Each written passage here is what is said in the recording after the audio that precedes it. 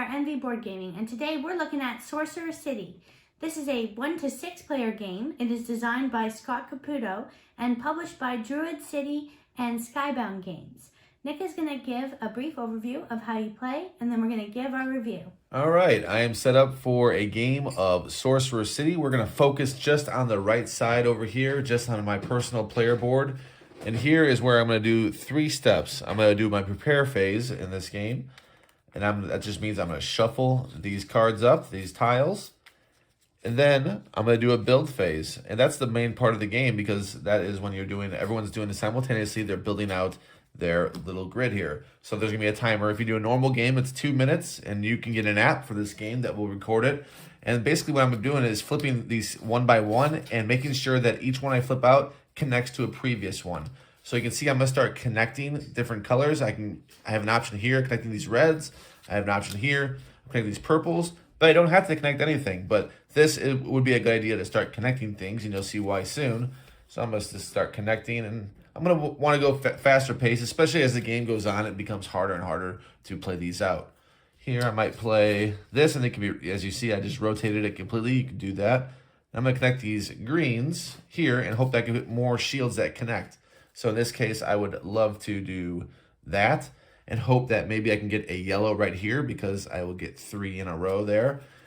And I could just close that out for 3 victory points if I like. And I'll go ahead and do that.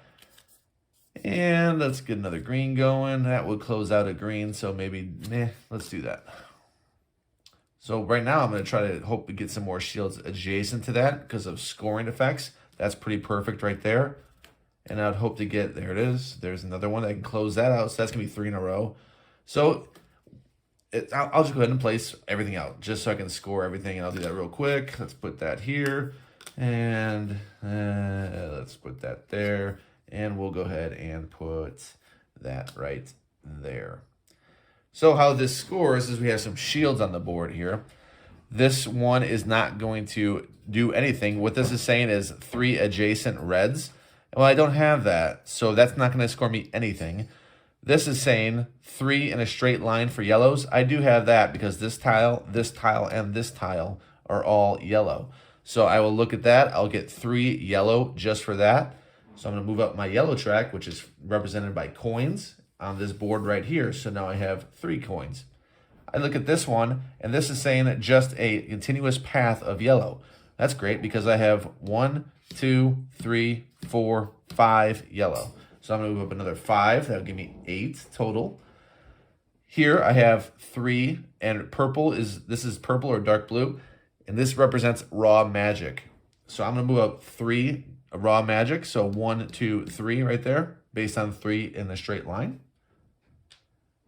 Now these shields just represent adjacency. So you have to be adjacent to at least 2 shields, which this is right here and here. And then if it is, it will then count itself and its adjacent shields, meaning that I would get 3 value green. So my green, which represents victory points, is at 3. This red did not fit that condition. So if you look at these are a little different. This is going to be the shield symbol that just represents the adjacency as far as counting shields. This one did not fit that condition because, remember, I have to be adjacent to 2.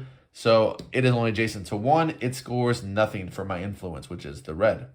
So I didn't get any influence. My 2 reds out here did not score at all. So I do not move my influence. Also, during this phase, you could get tiles that show a build symbol. That means to do that in that phase because building, let me pull out one real quick. Building is, this is that phase that it's actually called building. So you'll see a hammer out here. And that means right then and there, when this card is played, you do whatever this says. And after that, there's the scoring phase. So scoring would be represented by another like a rainbow type symbol. So that's a scoring phase. You don't worry about that when you're building, but you do when you're done building because you're going to score different things. There's going to be monsters that score in that phase. There's going to be monsters that score in the building phase. But to start the game, I don't have monsters. I don't have anything with a build symbol. I don't have anything with a score symbol. So it's pretty basic right now. However, that is going to change here in a second as we shift to the main board to explain a little more about the game. All right, now here is the main board. I'm not going to fully expand all these vendors, but just know that 3 of these come out, particular on each vendor level 1 through 4. And we got rainbows over here that they're basically a wild. And we have some influence rewards that we're about to get to. So let's first, every player has 3 of these cards. And this is what raw magic does. This is how you are going to do secret information. You're going to decide where you want to transfer your raw magic. Do you want more coins? Do you want more influence? Or do you want to turn it into straight victory points, prestige? You decide this. You're going to put this face down, determine what you want, and that card's face down, and then players are going to reveal simultaneously and turn in their raw magic. Whatever raw magic they had, it's going to go down to 0, and that value is going to be added to the value they have in that particular field. So in my case, I had 3 raw magic. Well, I'm turning that 3 raw magic into 3 more money, which if you remember, I had 8, so that means I have 11 coins to spend this round. And my raw magic will back down to 0. So that's what these do. That's the next thing we're doing. Then after that, we're going to look at influence. Who has the most influence? And there's a little chart right here that decides what we do, like where we're placed in that influence. So keep in mind that if you were to use a lot of raw magic to transfer influence, that's going to help you in this influence rewards, because we do that before resolving these influence rewards. So you have one last chance to add to your influence if you so choose. First place here is going to get prestige listed value right here, and you see this this does escalate as the game goes on. Second place will get either the prestige listed or this card benefit. Third place will get the unused choice that the second player did not choose, and all other players are going to gain 5 coins or an extra buy in the market. A buy in the market. You can buy 2 of these cards here, and it goes, first choice is the influence. So these are going to expand out. So I'll just flip these over. For example, you can see some of these. They become more and more expensive as you go, but they become more powerful as well. So the coin cost here at 12 is 12. So I could not afford that because I only had 11. So I'm going to ignore that and look at these other vendors, because I can buy 2. So potentially at the beginning of the game, maybe I want to buy one from vendor 2 and vendor 1 over here. So I might take this 6 and this 4 and add these to my deck. And that would, I don't get change or anything. My coin cost is going to be depleted. So I spent my 11. So I drop down to 0, and I put these tiles here with the rest of my tiles that I put out for you guys. So I will go ahead and put my coins down to 0, and everyone around the table is going to be doing that as well, again, in order of influence. Also, prestige, whoever has the least amount of prestige that round is going to get a free card from a vendor depending on what round it is. If it is round 1, then you're going to get a free tile from the top of the deck if vendor 1. And if it's round 2, then vendor 2, and so on. So you're going to do that. You're going to do a cleanup phase, and that is going to be right here where you can resolve. You're going to get a monster, for instance. So we're going to reveal a monster, and these have tiles that correlate with them, and they will come out and they will wreak havoc on your city. And there's going to be various monsters for various rounds, and you're just adding these monsters to your collection of tiles that will be negative to you generally. There's ways to defeat monsters and stuff, but just know that these will come out and they will trigger off, like I said, in various phases. Here's the scoring phase. Here's the goblin that does it in the building phase. So to look at one, for example, the gelatinous cube here. When you draw the gelatinous cube tile, and you can see that's in the building phase, so it is, or right when you draw it, remove one tile with a shield on it, if possible, from your district and put it on the bottom of your city deck. Then place the gelatinous cube in your district. So when you play the gelatinous cube tile, which I don't have handy, but it comes out, it's just going to be another color, but it'll have a monster on it. Here's the goblin, for instance, and he comes out later. There you go. So they just look like that. You'll know right when you draw them, it has a monster on them. So right when you draw it, you follow this. Try to learn this. I would advise you to learn each one so you're not stopping, because again, this game is timed.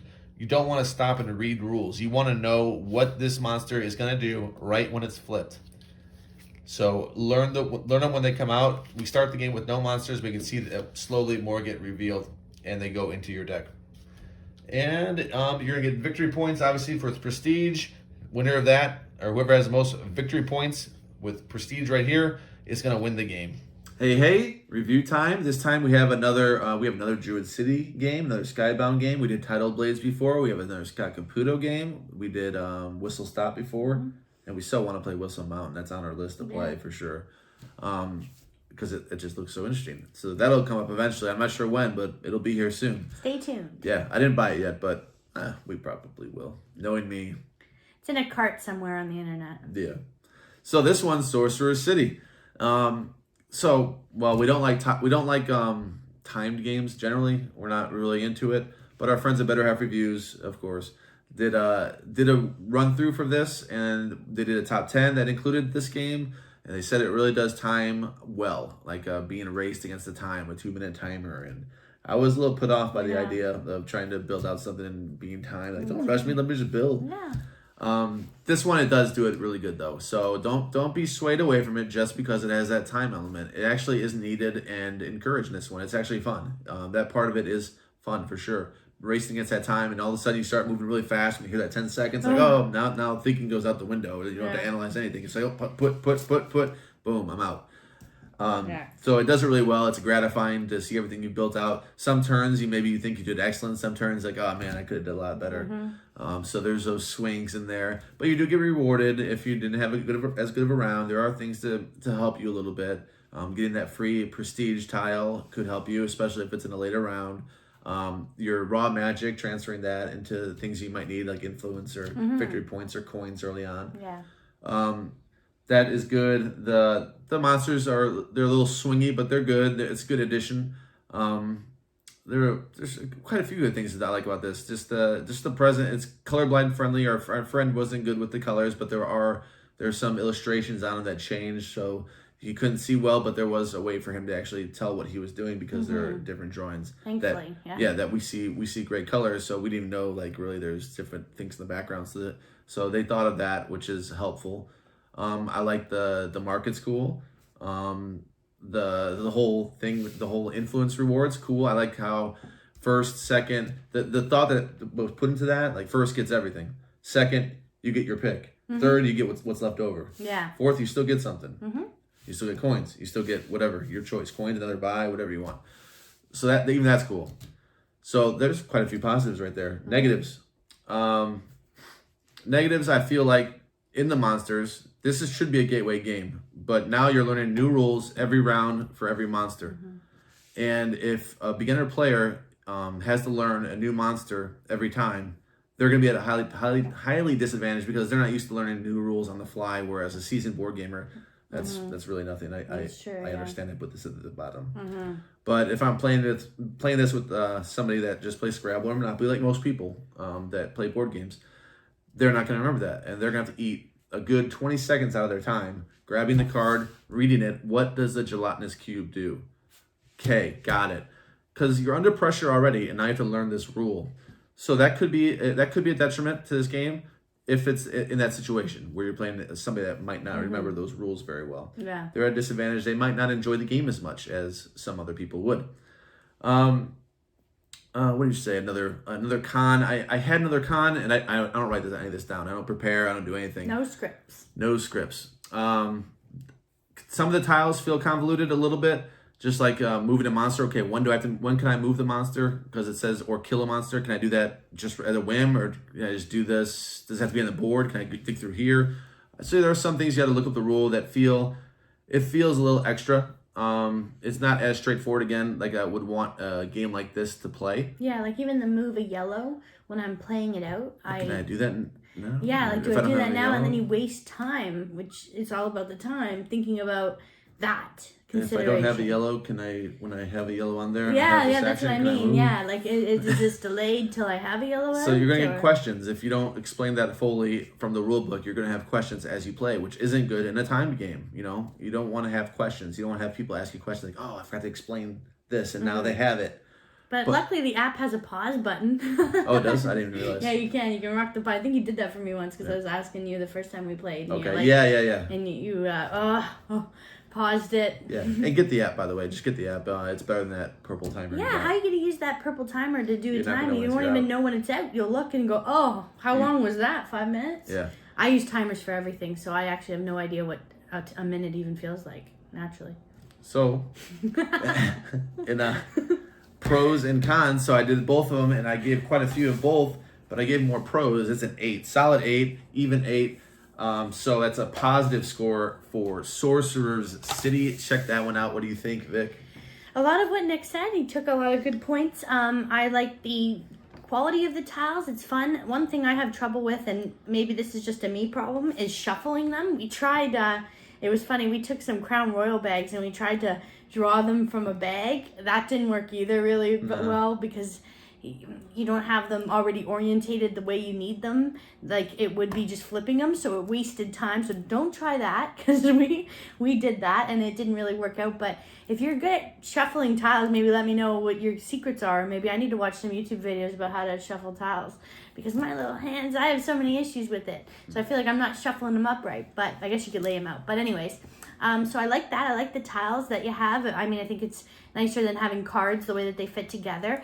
I like that you are just focusing on your own game in a way, but then when it comes to the scoring, you have to look around and see, can I beat that person's influence? Is there a point in me using my card to augment the magic that I have to something else, or is it a lost cause and maybe I should go another route? Is it the last round and there's no market phase, so maybe there's no point in getting coins, so maybe you're not going to want to put those yellow score those yellow ones. And so there is thought when you're putting them out. It's not just, match colors. It's kind of like, what am I wanting this round? Because you can turn the tiles. So it's more than just like laying out tiles and matching colors. It's really like consideration of the shields, the scoring of the shields, how many, shields are going to put tiles with the shields near them to score properly and get the points you need for the particular type of bonus you're trying to get. So I think that's awesome. And we had a lot of fun. We played this with 2 players and we played it with 4. And I didn't really feel like anything was missing or lacking in both styles that we played with, both player counts. It was equally gratifying and nice that everyone picked up on it pretty quick in our group that we played with. But they played, when we played with 4, they played more games, so they didn't suffer from any like sort of paralysis when it came to laying things out. It seemed pretty simple. I like the scoring track. I just get scared of knocking it or moving something and then losing where it was, but it does reset every round, which is interesting. The thing you keep is the green influence, which you get a mix of those tokens and you get the... Yeah, you could, I think the rules, you could move it all the way down and just take the tokens for it, so... Oh, okay. That's a good idea, I think, because I was very nervous about, like, am I losing points? Did I move this? Did I not? So that's one thing, maybe a little negative. I scored it an 8.0. Same way as Nick. different. No, way different. I don't know. Where's your decimal, buddy? Like the game a lot. I think it's a nice addition. If you have played board games before and this isn't your first rodeo, get the game. That's what I think. I think you should get it. Yeah, and I'll add a couple things because while Vic was talking, I was able to remember another pro that I liked and another negative. So a pro that I did thought the way they handled the 2-player game was great. I didn't mind those cards being out, the 3 that come out, you don't know which one's going to be. I didn't mind that at all. I thought that was awesome. I thought that was a good way to mitigate another person being higher or lower than you. I thought that was great. I like that. You have a 1 in 3 chance that maybe you beat it. Yeah. Or I have a 2 in 3 chance, or I definitely beat it because I beat all these numbers. The influence score, yeah. Yeah. So they have these little cards that kind of just make up for the way you're doing the influence rewards to get the prestige that you want. I forgot about that, yeah. I thought that was great. Negative is the one I was trying to think of was the coins. So after round 1, I do not care about coins. So definitely, I'll say definitely after round 2, 100%, I'm not going for coins. That raw magic card will never show a coin ever in any of my games after round 2. So that card is useless. Break that down. Get it away. I'm not using it. I'm using influence or I'm using prestige. After round 1, even. So round 1, I might do coins. After round 1, probably not. But definitely not after round 2. There's no way I'm spending my raw magic on coins.